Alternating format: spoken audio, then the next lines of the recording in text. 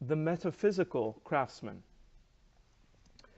In my second essay of the Craftsman's Philosophy series, we leap headlong into the world of metaphysics, the study of the very nature of existence.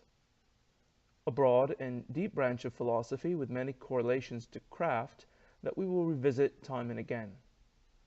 The ambitions of this essay are modest, an opening inquiry into matter, form, and change. However, I would assert quite relevant to the craftsman working in applying designs and transforming materials.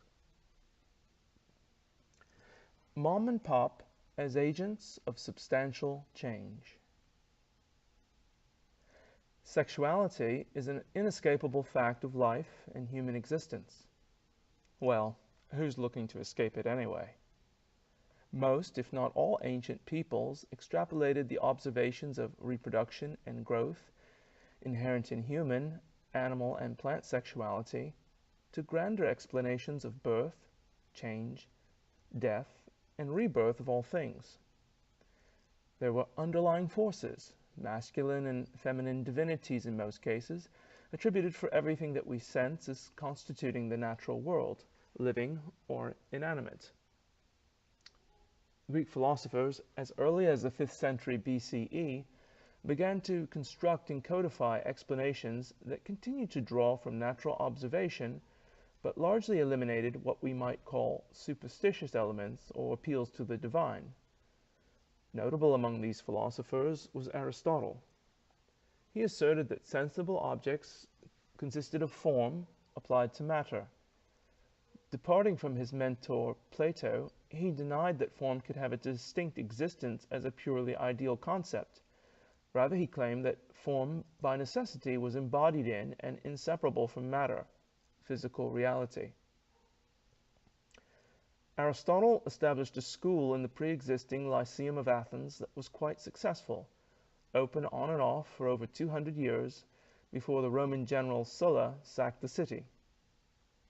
Fortunately, the Romans preserved most of Aristotle's work, and the aforementioned philosophy was to take root in Roman intellectual culture.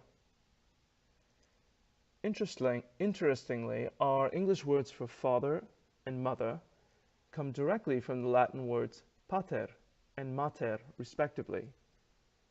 We likewise have inherited the words pattern, form, and matter from the same Latin roots.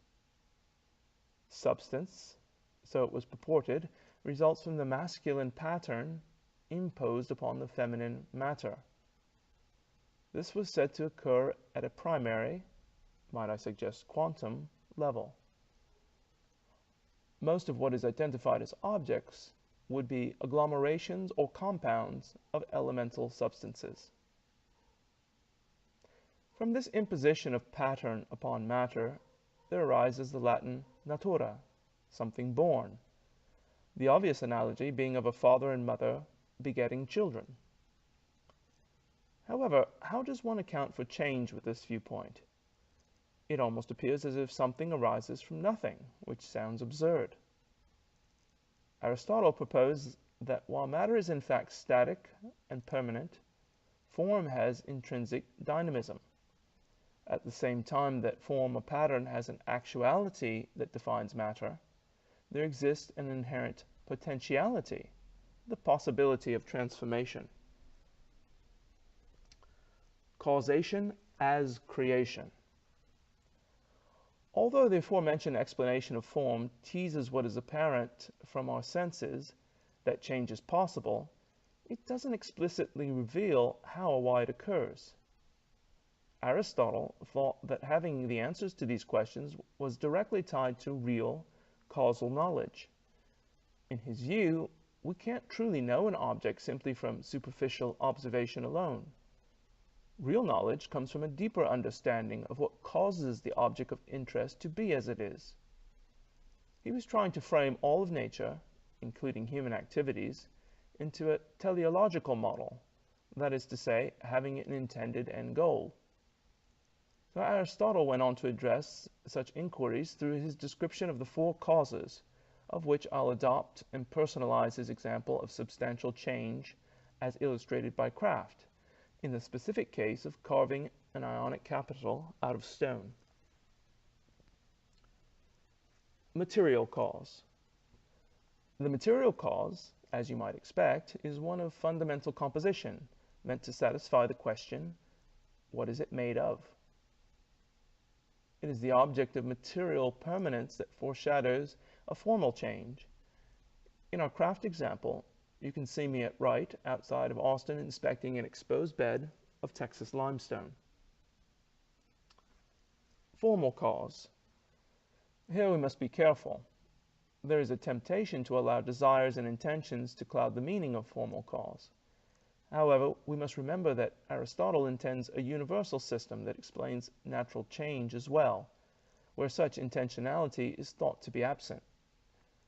Here we answer the question of, what kind of thing is it to be? This often refers to a change in an object's spatial arrangement or shape, as in our example. For the craftsman, this occurs in the process of design. Originally initiated as an archetypal example in his mind, even if influenced by a treatise or example. Physically, the formality will be often illustrated in drawings, such as the layout of one of the volutes pictured here. Efficient cause. By what means does the transformation occur?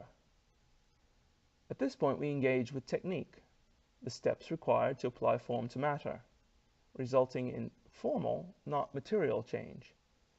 Technique is a specifically applied knowledge. It is where practice departs from theory. In our particular case, it is the applied knowledge of mallet and chisel as exerted upon the matter of limestone to impose the form of a volute. Final cause. This is certainly considered to be by Aristotle a primacy among causes. The final cause answers, what is the raison d'être? Essentially, what is the purpose? For the purposes of nature, his arguments are interesting. Some of his examples of final causation of nature can be definitively shown to be false and ill-conceived, yet others are quite compelling. I'll leave those aside for the moment and consider the craftsman's condition. Certainly, the end product in our case, the Ionic capital, is an external manifestation of human expression or intention, which Aristotle does not preclude. In fact, the desire for final outcomes in art, craft, and architecture are acknowledged as generative in the development of formal and efficient causes. With purposes in mind beforehand, humans will create new forms and techniques to realize them.